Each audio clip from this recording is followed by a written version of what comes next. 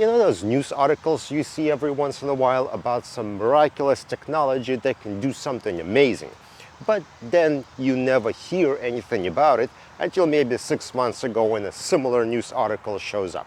So today I want to talk about why some of these technologies never see light of day. So this is kind of a fun discussion to have at the bar, but we're gonna do it on internet here. So that's what we're talking about today. A kind of a quick example of what I'm talking about.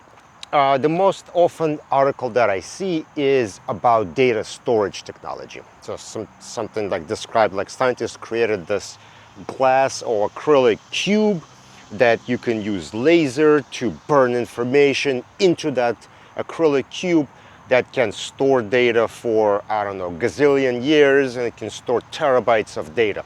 Amazing technology. We're going to be storing everything like that. Super cool, right? I'm sure you've seen something like that because same reoccurring thing gets posted like every 6 months or so, just gets recycled so people see it over and over. And there are other ones kind of similar like that, something that sounds really cool, but again, never comes to see the light of day. In my opinion, there are a few reasons why that happens. And number one is patents, right? When you build technology like that, you need to build also other things around it, right? Not just the actual laser that burns something in. You need to have a system for loading that cube in, for reading the data, for transferring, I don't know, Wi-Fi communication chip, all kinds of stuff. And so you have to bring other technologies in that may have patents on them. And so you would have to like either license it from some other company or come up with your own version of that technology so that it could do what you need done. Patents generally is number one killer for new technology in general, right? So because some kind of technology or variations already been patented, that basically kills the entire idea and it just doesn't move forward. So once you have that piece of technology figured out, you have to build it into a full usable product, which is a huge deal on its own. Like imagine you created like a magnetic tape to store videos, right? And now you need to create a device that's going to allow you to play back. So think of like VCR, right? So just because you create a tape that can store video doesn't mean you're done. You have to design a cassette that's going to hold it. You're going to have to design a mechanism or the VCR itself to put it in. You have to design loading mechanism. You have to design encoding, decoding stuff. There are a million things that have to go into it.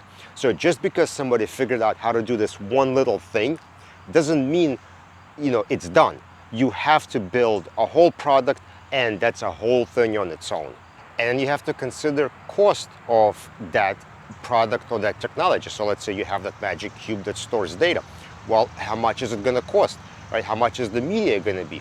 Are people actually going to pay that much money to store the data? It may not be worth it. You might as well just use like an SSD hard drives or thumb drives or something like that, or some form of optical media, because this glass cube or acrylic cube is just too expensive and no one's going to buy the media, no one's going to buy the equipment. It is just way too expensive for what you get in return.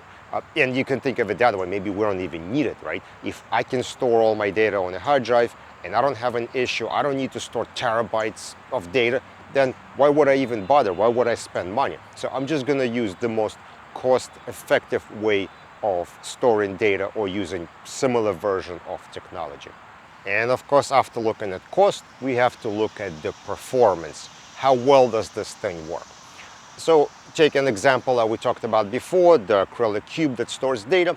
Well, when I read the articles and I kind of looked into it, turned out to be that technology is incredibly slow. It takes forever and ever to write any data to it, and same thing for reading data from it. So it has terrible performance, probably because it hasn't been optimized in whatever way it needs to be done. So yes, you can store a lot of data. It's true what it says in the article, but practically speaking, are you actually going to be using it because of how long it takes? And if you remember, we actually did have exact same problem not too long ago.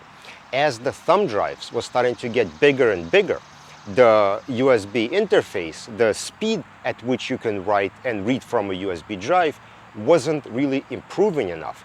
So once we were going from like 8 gigabytes to 16 gigabyte thumb drives, and we went to 32 gigabytes. But if you get a 32 gigabyte thumb drive, plug it into your computer, and actually want to copy 32 gigabytes worth of data, it's gonna take like all day. So we had this disconnect between the transfer speed and the amount of data we can store. So just kind of bring it to something relevant that a lot of us actually experienced.